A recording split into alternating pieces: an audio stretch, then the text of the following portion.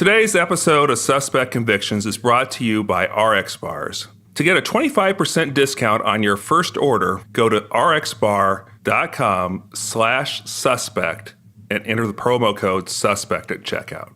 This episode of Suspect Convictions contains sexually graphic languages and situations. If you are listening in the car with your kids, you may want to wait until later.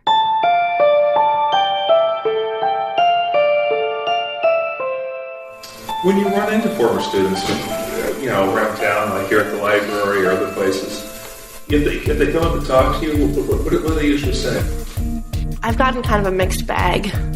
Some students just want to know what I'm doing and how I'm doing, and then there's some students who will not come up and talk to me, but will nudge another person, point, and then start whispering.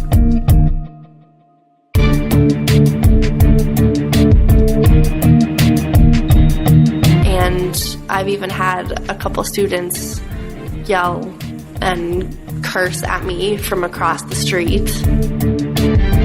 What kind of things do they yell at you? You're gonna probably bleep this out, but just fuck you, Haglin, things like that.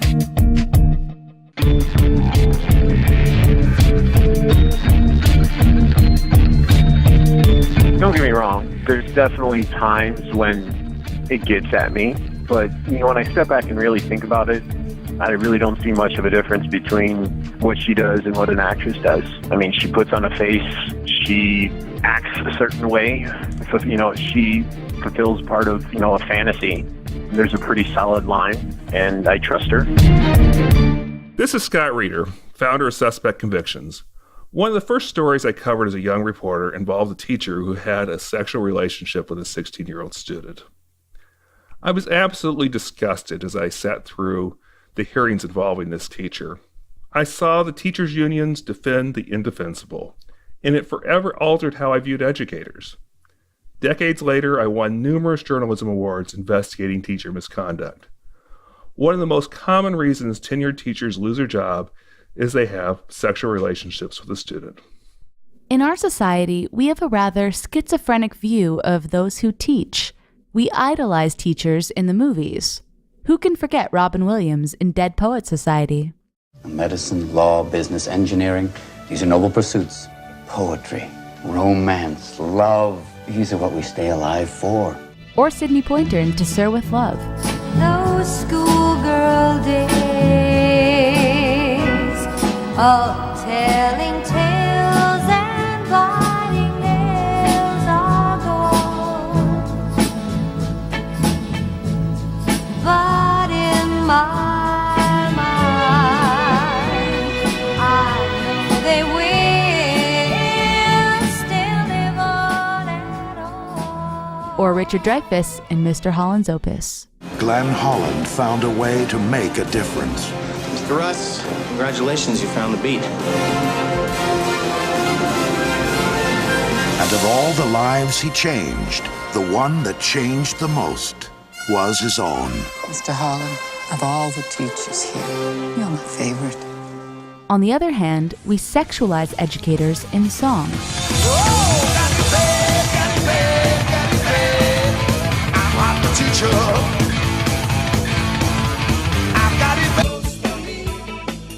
Suspect Convictions has always examined murder cases, but for this episode, we will examine a case that is not even a felony. It's the case of Mary Beth Haglin, a gifted Iowa teacher who was awarded a prestigious Fulbright scholarship and taught at Cedar Rapids High School. At age 23, she had an affair with a 17-year-old who attended the same high school she taught at. Once the relationship became public, her life unraveled. And the student? Well, what happened with him is interesting too. We'll examine Haglin's transformation from English teacher to sex worker. But first, let's hear in her own words how the relationship began. I enjoy being around people who are of a certain intellectual bent of mind, so he definitely impressed me. How would you describe him? Was he, they always say that there's the jocks, there's the stoners, there's the nerds, there's, what are the other high school cliques, Dan? I can never remember. Band. band gigs. What category would you have put him in? I don't know. He wasn't popular. He was really into speech. Was he a good student? In certain subjects. Okay. But in other subjects, he was actually pretty terrible. Okay. I assume he was pretty good in English, though. Yeah. So when did the relationship kind of move to the next level? I guess in October of 2015. Did you find some place to go, or I assume it didn't happen here at the library? No. We had our couple of spots that we went to. You think you loved it? I thought that I did, but I think that's because I was so confused about what any sort of healthy relationship was, not having been in many good ones myself. Okay. Especially at the time, I was dating a guy who was pretty abusive. So, I mean, my yardstick wasn't, he didn't have to do much in order for me to think that he was better than my boyfriend. Did the boyfriend know about him at all, or? No. No? I know from, what was the show? Not Dr. Phil, was it Crime World? Crime Watch? Crime Watch, yeah. They said you guys got together for like every day for 6 months or something like that? Well, it wasn't every day. Here is how the relationship was described on the television program Crime Watch. Cedar Rapids, Iowa, a small town with a population barely big enough to fill the Los Angeles Coliseum, is now at the center of a salacious sex scandal. A 24-year-old beautiful substitute teacher at this high school admits to hooking up with one of the students, having sex with him more than 100 times. Mary Beth Haglin is a pretty teacher who always wanted to instruct children. But within just months of achieving her goal, Mary Beth threw it all away by giving one student some very private lessons. How many times did you have sex with the student? It was, I can't even count, perhaps a few hundred times. It's worth noting that Mary Beth's relationship with the student would be legal if she wasn't a teacher. The age of consent in Iowa is 16, but it is a misdemeanor for someone in a position of authority to have sexual relations with someone who is between age 16 and 17. Among those considered in positions of authority are pastors, scout leaders, and teachers. But Mary Beth insists she wasn't a person of authority because her lover wasn't a student in one of her classrooms. The situation Mary Beth got herself into, a taboo relationship with the 17-year-old high school student. How did you meet the student? This particular student was in my class when I was a student teacher. He was a good student, and I always like to reconnect with my better students. But to say Mary Beth reconnected was an understatement. The young teacher who rotated among different schools one day found herself back at the place where she and the student first met. He saw me again at Washington High School subbing one day. He came in to say hi, and I welcomed that. But that chat in the classroom quickly turned from innocent to indecent. And more than that, downright illegal. He contacted me on Facebook. He was very persistent in his contact. He kept asking me to go to coffee or to go to lunch or just, hi, how are you? Why won't you answer me? Mary Beth claims that at the time she was in an abusive relationship with her then boyfriend. One night, after what she calls a particularly horrible episode with her ex, she reached out for comfort from her soon-to-be teenage lover. When was the first time you had sexual contact with the student? We had gone to a corn maze in a neighboring town, and we went to Beaver Park, which was kind of our hangout spot. We sat in his parked car, and he started kissing me, and he started touching me. Unfortunately, these student-teacher relationships plague schools across the nation. Whether more of such incidents are happening or just being reported is an open question. Mary Jo McGrath is a California lawyer who specializes in investigating educator misconduct, has definite opinions on why young educators get into this predicament. I have found that when you're dealing with a 17-year-old and a 24-year-old, sometimes the younger teachers, some of them have in their mind never left school. They are in their mind kind of still a high school student. So there's a susceptibility that kind of person would have in the setting. Indeed, to hear Haglund's explanation on Dr. Phil's television program, she sounds much more like a schoolgirl with a crush than a mature, responsible educator. The student was the one who seduced me. I am the victim. I was working as a substitute teacher when a student contacted me and repeatedly asked me for lunch or coffee. One day, I was going to be working at his school, said I would see him there. I was 23, he was 17.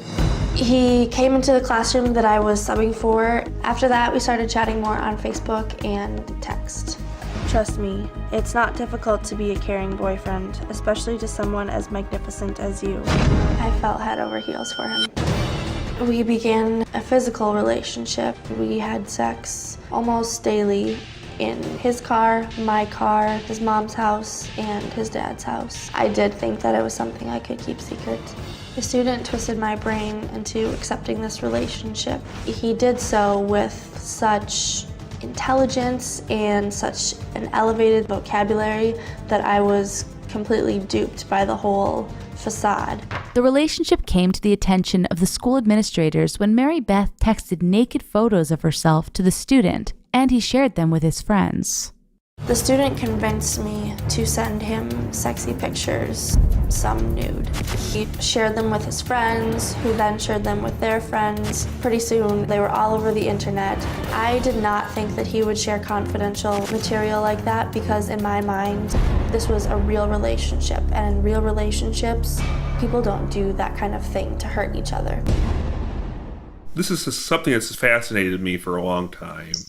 When I was a young reporter 30 years ago, I covered a case before the teacher certification board here in Illinois about a teacher for losing his certification because he had a relationship with a student. And the student actually moved in with him and his wife. It was just a really sad story. And to this day, he denies that he did it. He did lose his license here in Illinois.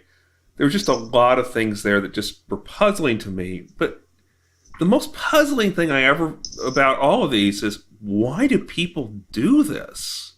I mean, it's like, can't they see it's inevitable? It'll just destroy their career and mess up their lives? I mean, I don't know. I mean, you're a different generation than I am. Michelle, what runs through your mind when you see something like this?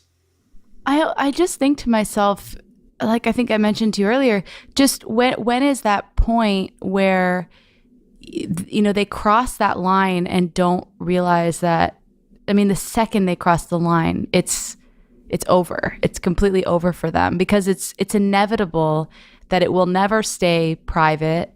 Kids, teenagers, they're not going to keep this quiet. I mean, they're going to show just the fact, even in this situation where, they show their friends, and it's a prime age for discovery. And these curious teenagers are not going to, they're not adults. They're not processing it the same way. I mean, she was only 23, but I mean, she still knows right and wrong, and she still knew what she was doing. I mean, I don't know how blinded you can be by that desire to be able to not see that it's going to totally and completely end your career. And not just end your career, it's going to really mess up your life. I mean, this woman got a lot of notoriety in the community. I mean, her story is she had a couple part-time jobs, one at a clothing store in this community, one at a restaurant.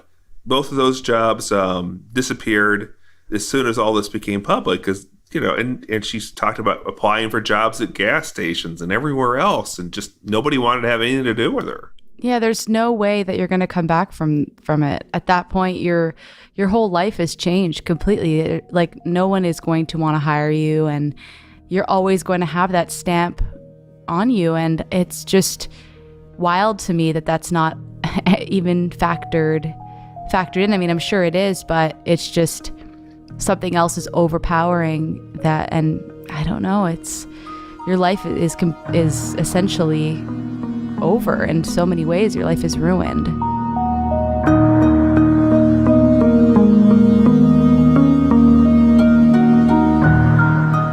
Folks, about 4.5 years ago, I gave up eating all sweets. I haven't had a candy bar, a lifesaver, or a piece of dessert in all that time.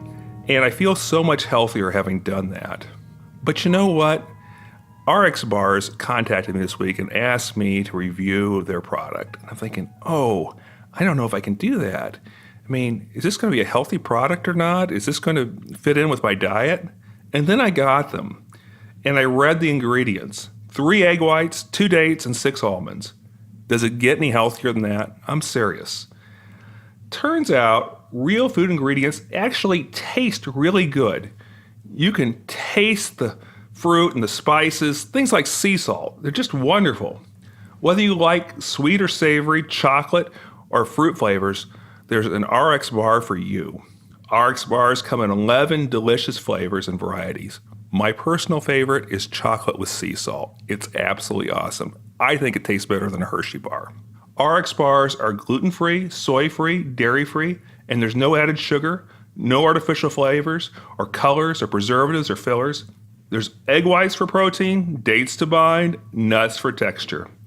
RX bars are great for a number of occasions, like breakfast on the go, a snack at the office, the throw in your bag for the plane, toss in a backpack for a bike ride or a hike, or eat them right before or after a workout.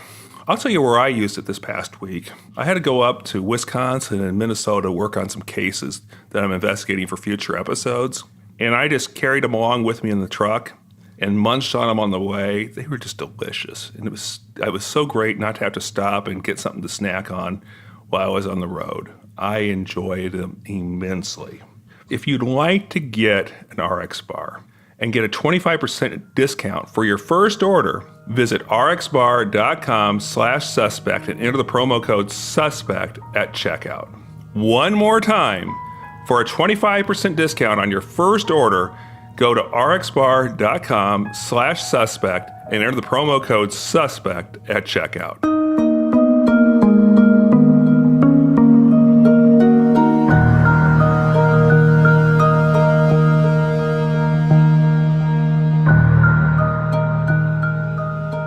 We asked David Finkelhor, a professor at the University of New Hampshire and an international authority on child abuse, why such relationships are a bad idea.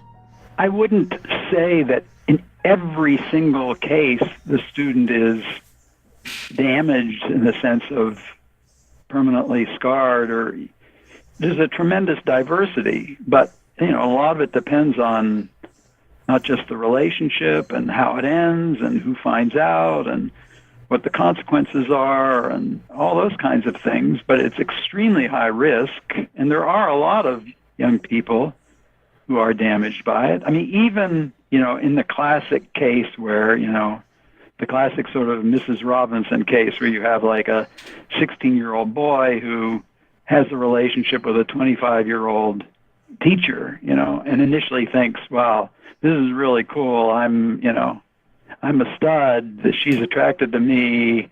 Everybody has fantasies about her, and I'm the one who got her, okay?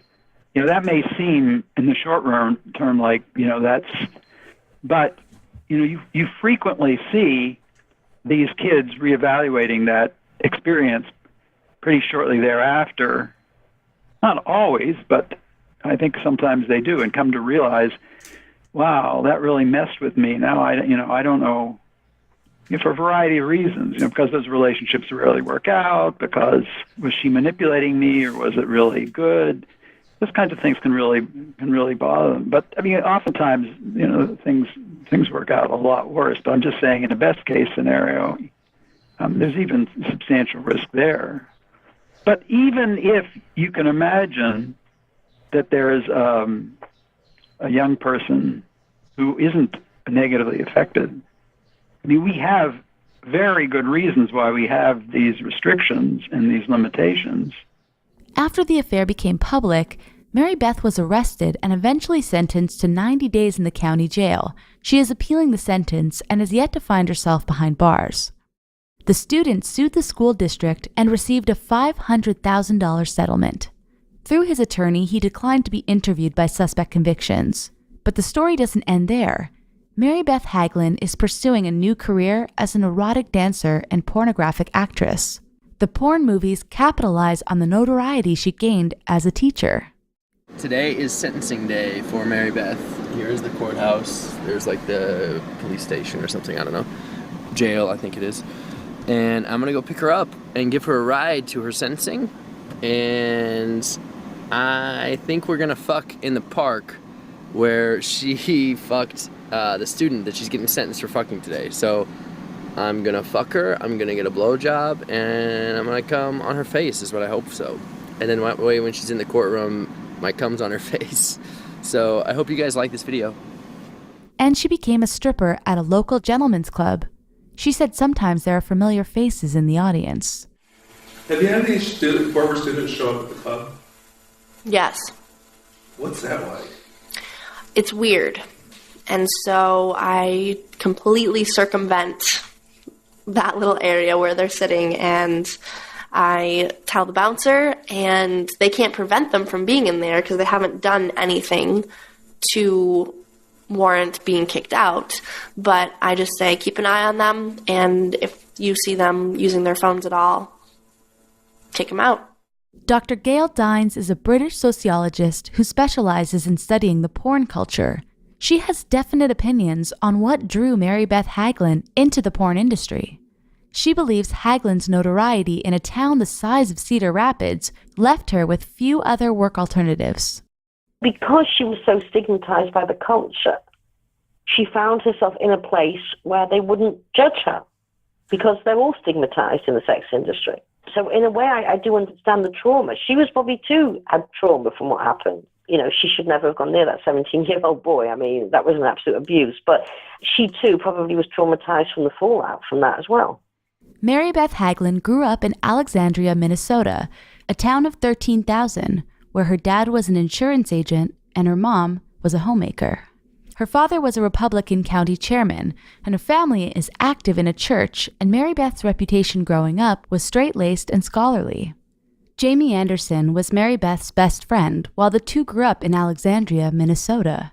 She is surprised by some of the decisions her friend has made, but tries to be supportive. She's obviously working at a strip joint in Cedar Rapids, and she's, I guess for want of a better word, she's been in one or two pornographic movies. Could you have ever seen this happen when you were in high school? Oh, boy. I didn't know about that. No, and nobody would have. And she's been the talk of the people we graduated with because she's the last person that you'd ever expect any of that from. And why is that? Because she was so conservative. She was very clearly not into showing her body or being overly sexual in any way, and now it's just completely yes. Well, you were her best friend growing up. Do you think she was sexually active in high school? Not that I would know of, no. Oh, okay. So something changed pretty radically. I very highly doubt it. Okay. Something changed pretty radically when she went to college, I take it. Yeah. Are you disappointed in your friend? I mean, for getting involved with a student? I mean, I guess, I don't know if I would say disappointed. I was confused and frustrated, but everyone makes mistakes, and this was a pretty big mistake to make, but I don't want to say I'm disappointed. Okay, that's fine. I probably used the wrong word there. I mean, but it's obviously something that surprised a lot of people. To see it talked about there in your hometown very much by other people? I mean, I've heard people talk about it, sure, but I'm not in contact with all that many people still who we both knew. But yeah, there's been talk. If you were going to give advice to your friend, what would it be? Or you probably saw her this weekend. What advice would you give her? I have told her to kind of keep her head down and stop with attention-seeking stuff and things like that. And I told her all that, and I said, just keep your head down and stay out of relationships and focus on you right now, because you're not going to get anywhere undoing. I mean, I want her to get like a real job, but she says she likes it and it's what she wants to do. So what can I say? I can't think that would be a very psychologically rewarding position to be in, to be working at a strip joint. No, I wouldn't think so either. So, yeah, I was trying to figure it out, and I know that I'm the father of 3 girls. I'd be heartbroken if one of them took this route. I mean, I just couldn't imagine what that would be like. Yeah, and it's affected her family quite a bit. And I've always been pretty close with her family too. We've always gotten along really well, and I saw them this weekend also. But they just don't know what to do or what to say. I mean, they're still in contact and talking with her, but they're disappointed. Mary Beth says she was berated by a former teacher colleague in a bar for bringing disgrace to the profession. And then there are the former students at the high school where she taught. When you run into former students, around town, like here at the library or other places, if they come up and talk to you, what do they usually say? I've gotten kind of a mixed bag. Some students just want to know what I'm doing and how I'm doing. And then there's some students who will not come up and talk to me, but will nudge another person, point, and then start whispering. And I've even had a couple students yell and curse at me from across the street. What kind of things do they yell at you? Oh, well, you're going to probably bleep this out, but, just fuck you, Haglin, things like that. So this begs the question of what's an appropriate punishment for a teacher who does something like this? I mean, definitely my thoughts are not continuing to teach. The idea of whether it's a crime and a felony and, jail time and all that, I don't know. I mean, I think that there would need to be some sort of assessment mentally, because this is a decision that anyone should be able to make. It should never even be a choice because it's so clear as to how it's going to turn out. So I often feel like must be something going on there that needs to be dealt with, that needs to be, assessed and sought counseling and mental health care specialists, and really diving in what the true issue was for her, because I don't think it was, that she didn't know the consequences, and it's just, why did she do it? I think that before there's any sort of, crime-related punishment, I feel as though there needs to be some sort of assessment by a doctor and, therapist, psychologist. A bit of hope has entered Mary Beth's life. She has met a man and found love. Her boyfriend is John Stevens, a local restaurateur. Why don't you tell me a little bit about Mary Beth? How'd you two meet? Met in the library, in the cooking section of the library. Both were looking for cookbooks and started talking. I didn't recognize her at first, but didn't take long before it kind of came up. And then things just clicked.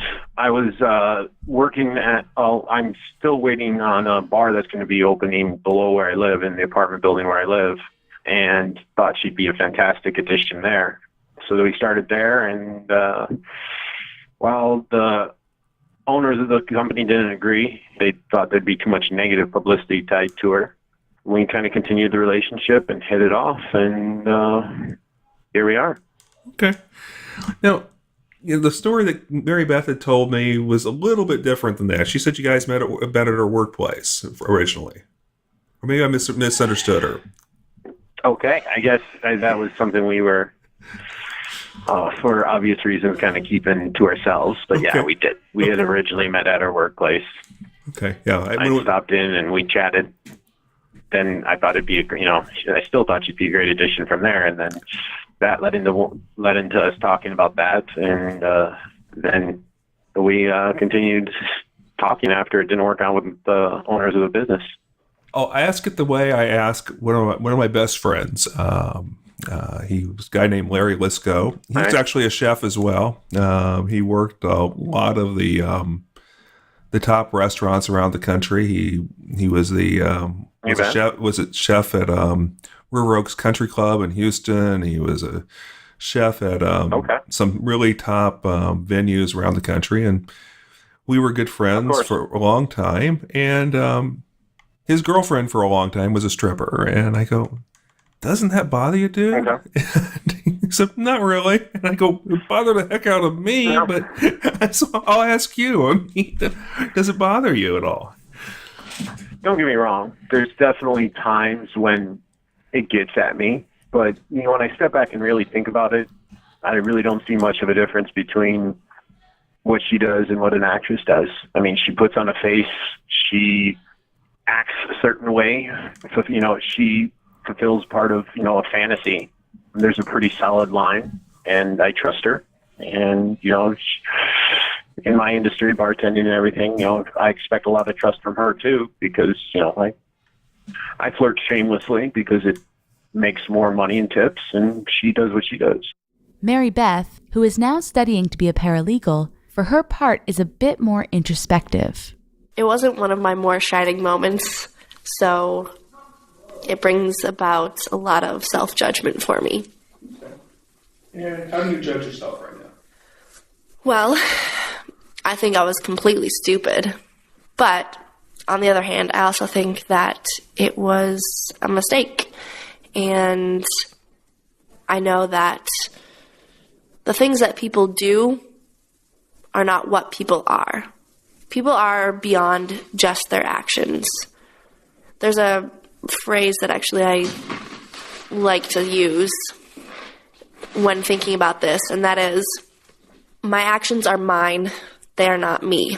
And I think that's very applicable to this whole situation, because I don't see myself as just that.